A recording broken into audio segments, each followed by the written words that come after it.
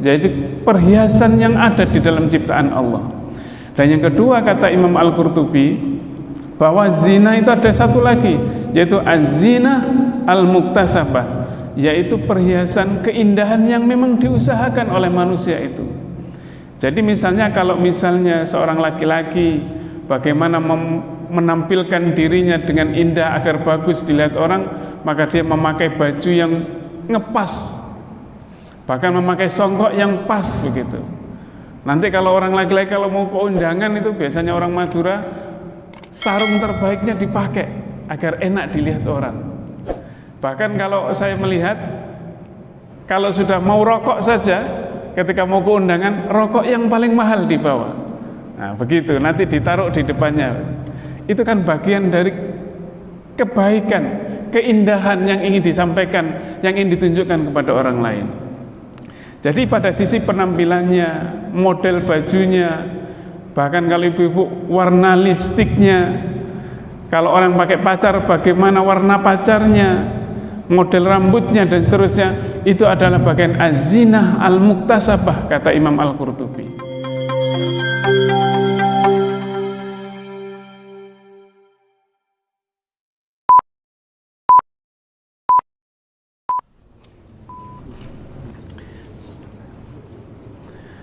Assalamualaikum warahmatullahi wabarakatuh. Alhamdulillahilladzi an'ama alaina bi ni'matil imani wal islam. Asyhadu an la ilaha illallah wahdahu la syarikalah wa asyhadu anna Muhammadan abduhu wa rasuluh la nabiyya ba'dah. Allahumma salli wa sallim wa barik ala nabiyyina Muhammadin wa ala alihi wa sahbihi wa mawalah.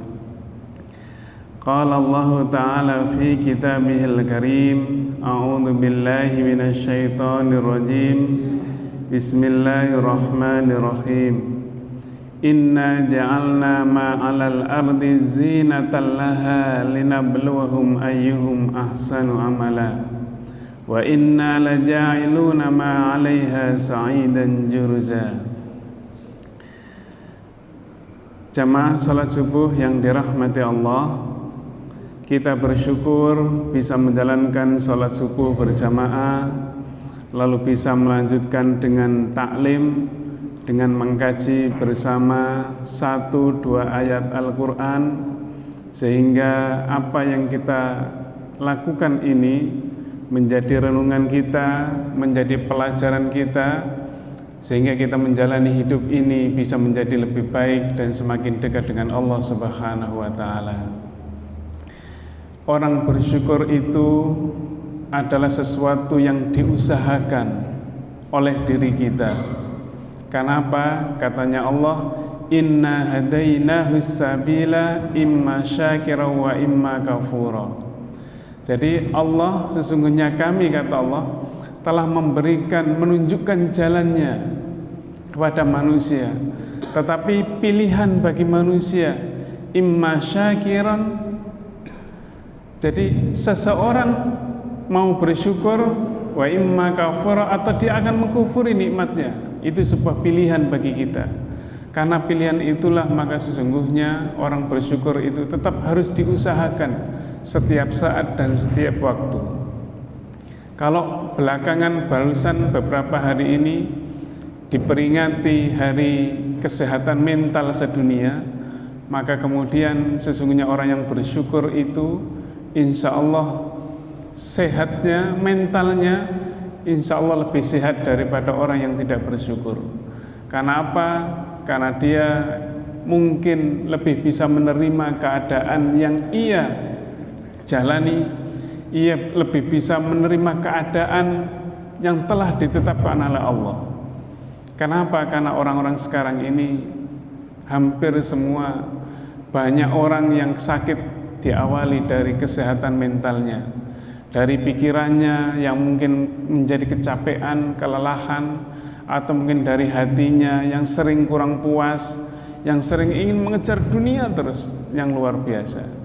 Dan inilah pada pagi ini kita akan mencoba melanjutkan ayat yang ke-7 dan ayat yang ke-8 dari surat Al-Kahfi, yang kalau pada pertemuan sebelumnya kita telah bagaimana gambarannya dunia itu, indahnya dunia itu dengan gambaran seorang raja yang memiliki istri 4, maka sekarang saya ingin mengkaji dari beberapa pendapat para ulama.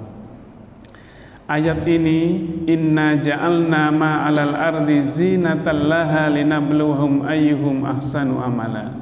Jadi kata Allah, sesungguhnya kami telah menjadikan apa yang ada di atas bumi ini adalah zina. Zina itu adalah sesuatu yang indah, sesuatu yang perhiasan, sesuatu yang membuat kita menginginkan itu. Linabluhum, kata Allah, untuk agar kami ingin menguji mereka, ayyuhum ahsanu amala, mana di antara manusia itu yang paling baik amalnya, paling baik karyanya. Tentu saja karya untuk dunia dan karya untuk akhiratnya. Nah, fokus kita sesungguhnya pada ayat ini adalah pada kata-kata zina. Zina itu adalah perhiasan. Di dalam Al-Quran, kata zinatun ini disebut sebanyak 19 kali di dalam Al-Quran.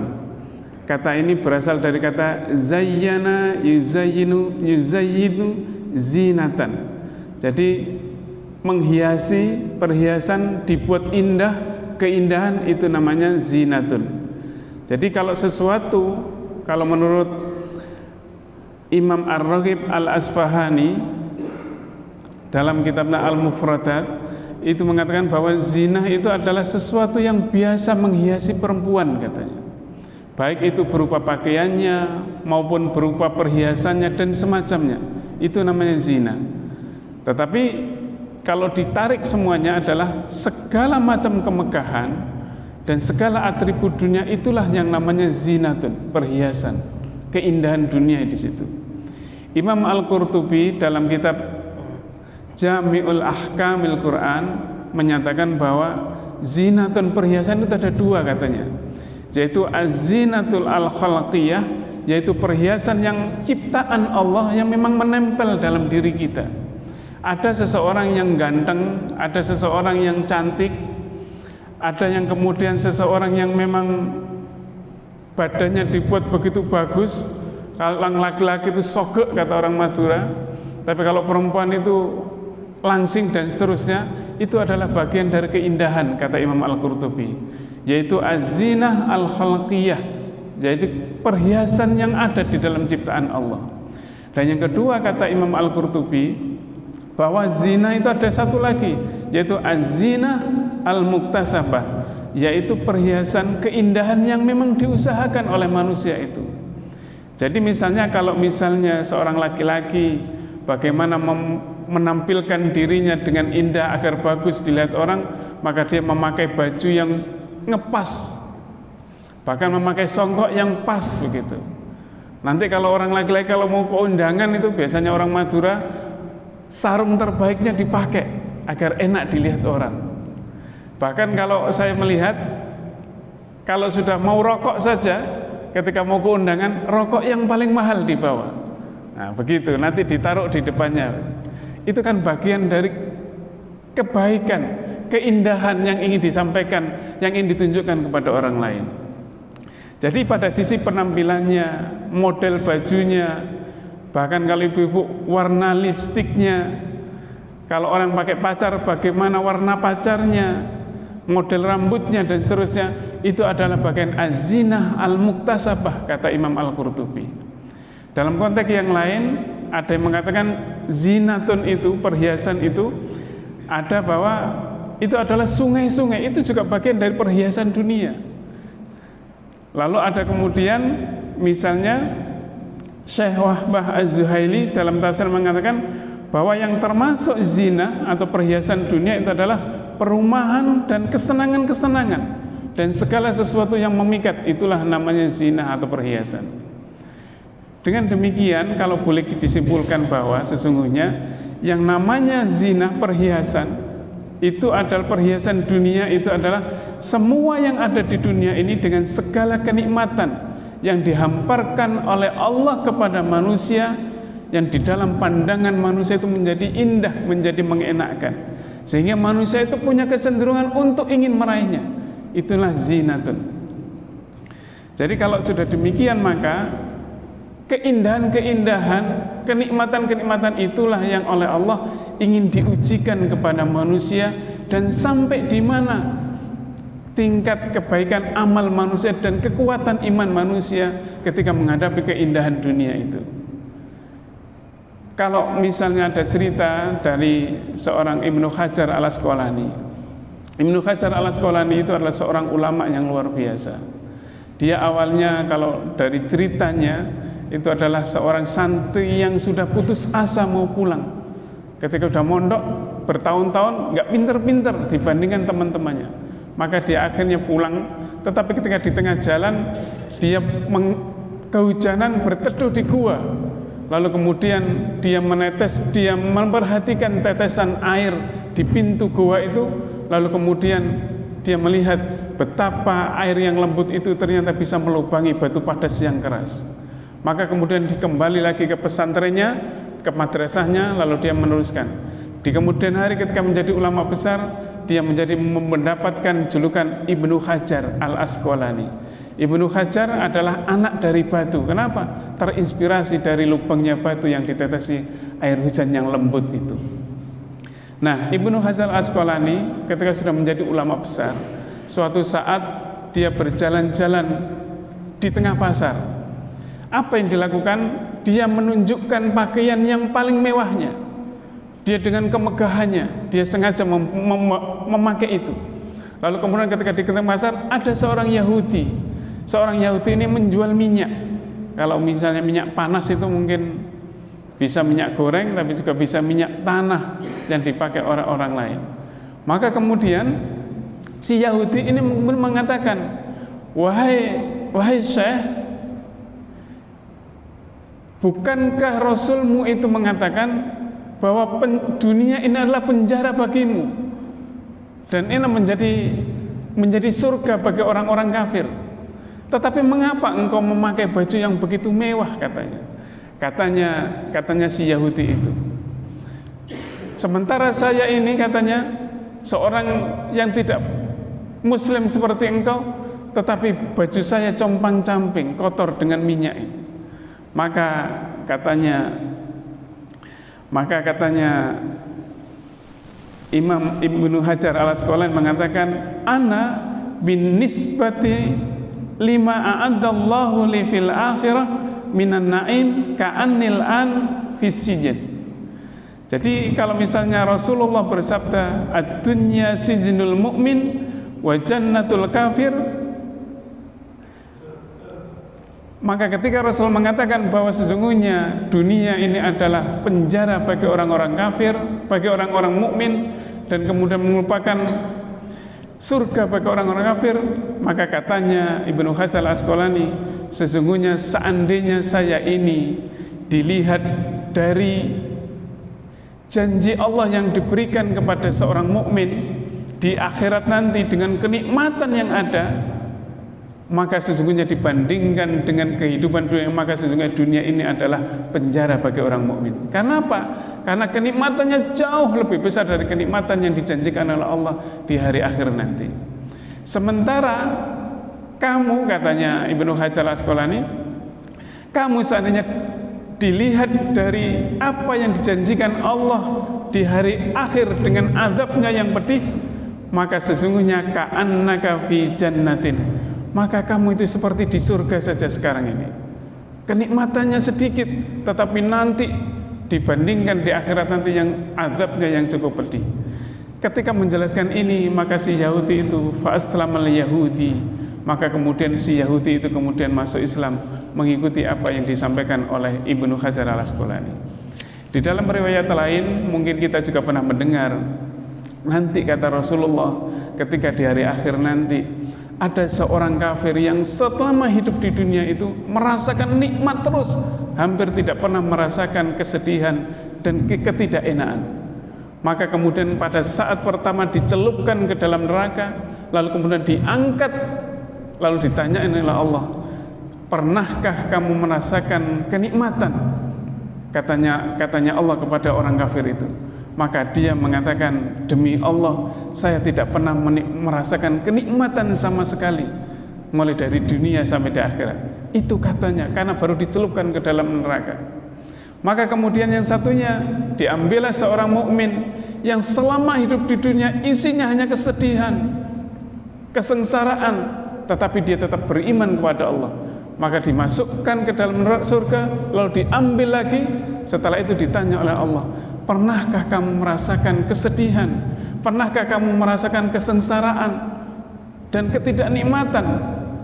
Maka si mukmin yang barusan diambil dari surga itu mengatakan, saya tidak pernah merasakan kesusahan, kesedihan, dan kesengsaraan sama sekali. Karena begitu bandingan antara kenikmatan di dunia dengan dia yang dirasakan di akhirat itu. Jadi inilah sesungguhnya gambaran kalau kita menyampaikan, kalau kita membandingkan antara kenikmatan yang kita rasakan di dunia dengan kenikmatan yang akan kita rasakan di akhirat nanti. Di dalam banyak hal, Imam Al-Ghazali juga pernah suatu saat ketika berada di depan murid-muridnya, dia sengaja membawa tongkat yang lurus, tongkat yang bagus, dan bahkan tidak ada cacatnya sama sekali tongkat yang dibawa Imam Al-Ghazali. Maka kemudian dicelupkanlah tongkat itu ke dalam air. Lalu kemudian Imam Al-Ghazali bertanya kepada murid-muridnya, apa yang kamu lihat dengan tongkat ketika aku masukkan ke dalam air itu? Maka kemudian murid-muridnya mengatakan, wahai guru, tongkat itu menjadi bengkok ketika engkau masukkan ke dalam air.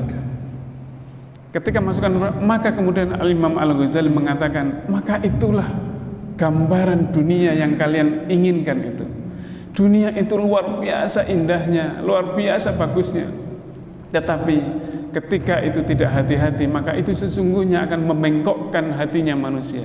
Maka itu akan menipu pandangan manusia, kata Imam Al-Ghazali, dengan menunjukkan bagaimana tongkat itu ketika dimasukkan ke dalam air itu. Maka kemudian Imam Al-Ghazali mengatakan, kuperhatikan sebagian orang menyandarkan diri kepada benda-benda buatan manusia. Semua bergantung kepada dinar, banyak orang bergantung kepada dirham, banyak orang menggantungkan diri pada harta dan kekuasaannya. Tetapi mereka tidak tahu sesungguhnya itu akan menipu manusia kalau jika dia tidak berhati-hati dengan apa yang dilakukan, apa yang dia inginkan dengan dunia itu. Jadi sesungguhnya kita perlu melihat, kita tidak bukannya kita tidak boleh menjadi kaya, tapi kita justru bisa jadi harus kaya, menjadi seorang yang beriman itu. Tetapi kita tinggal bagaimana orientasi dan niat kita ketika kita menghadapi dunia. Rasulullah SAW pernah bersabda, "Man kanatid dunya hammahu farraqallahu alaihi amrah." Maka kata Rasulullah, barang siapa yang menginginkan ketika menjadikan dunia sebagai tujuan hidupnya, farraqallahu alaihi amrah, maka dia, kata Allah, maka Allah akan memporak-porandakan urusan-urusannya itu, menjadi susah, menjadi sibuk dengan urusannya, tangannya tidak berhenti untuk mengurusi dunia itu.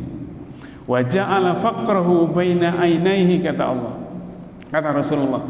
Jadi maka di dalam bayangan matanya itu yang terlihat adalah kemiskinan, kekurangan, kefakiran terus, di dalam kekurangan terus, tidak ada selesainya untuk mencari dunia, karena dia memang meniatkan hidupnya untuk mencari dunia itu.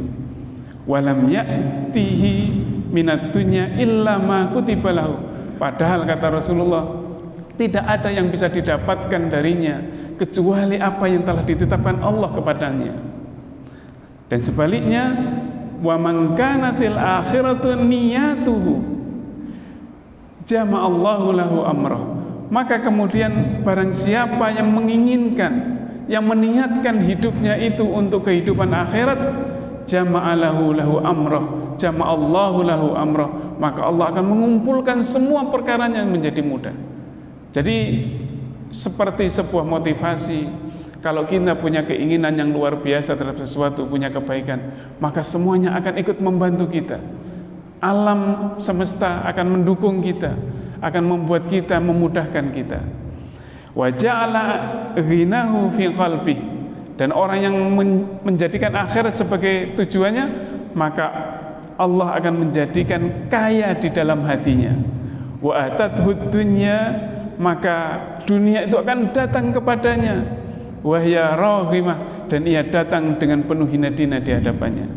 Jadi inilah sesungguhnya yang menjadi catatan kita, bagaimana cara kita pandang terhadap dunia itu dan bagaimana cara pandang kita terhadap akhirat itu. Ibnul Qayyim Az-Jauziyah pernah mengatakan bahwa dunia ini adalah ibarat bayangan. Kalau engkau berusaha menangkapnya, maka ia akan lari. Tetapi kalau engkau membelakanginya, tidak memperdulikannya, maka ia tidak punya pilihan lain kecuali dia akan mengikutimu. Jadi saya ingat dulu ketika ustadz saya di pondok itu mengingatkan, niatkan semua hidupmu itu karena Allah. Dan jangan kau niatkan untuk mencari dunia, niscaya dunia itu akan mengikutimu. Nah, itu pesan yang luar biasa dalam rangka untuk menguatkan iman santri-santrinya yang akan mau keluar itu. Jadi inilah saya kira ketika kita kemudian mengingatkan ayat 7 dan ayat 8 ini, maka kita sebenarnya akan memandang dunia. Bukan kita tidak boleh mencari dunia, tetapi bagaimana dunia yang kita lakukan itu adalah dalam rangka untuk memperbaiki amal kebaikan kita, untuk meningkatkan amal kebaikan kita, dan dalam rangka ingin mendekatkan diri kepada Allah. Orang kaya itu luar biasa nikmatnya di dunia, tetapi lebih nikmat lagi kalau kita punya kekayaan lalu kita menggunakan untuk di jalan Allah. Jadi kalau memang niatnya dunia hanya untuk kita nikmati sendiri, lalu tanpa memikirkan bagaimana bersedekah, bagaimana berinfak, bagaimana berzakat, maka hanya itu cukup banyak untuk kehidupan dunia saja dan tidak akan mempunyai pengaruh apapun untuk di akhirat nanti. Jadi sekali lagi kita berdoa semoga kita menjadi orang-orang yang kaya, anak-anak cucu kita menjadi orang-orang yang kaya, dan kita tetap dijadikan menjadi seorang hamba yang soleh yang bisa menggunakan kekayaan kita untuk bekal hidup kita di akhirat nanti dan untuk mendapatkan ridha Allah Subhanahu wa ta'ala. Sekali lagi Allah mengingatkan dalam ayat yang ke-8, wa inna laja'iluna ma 'alaiha sa'idan juruja. Jadi inna laja'iluna, sudah inna pakai la lagi. Jadi ini luar biasa bahwa semuanya itu akan diratakan oleh Allah dengan panasnya, tandusnya bumi nanti. Semoga sekali lagi ini ada manfaatnya bagi saya dan bagi kita semua, dan kita bisa menjalani hidup ini menjadi lebih baik. Bismillahirrahmanirrahim. Alhamdulillahirabbil alamin, hamdan yuwafi ni'amahu wa yukafi mazidah.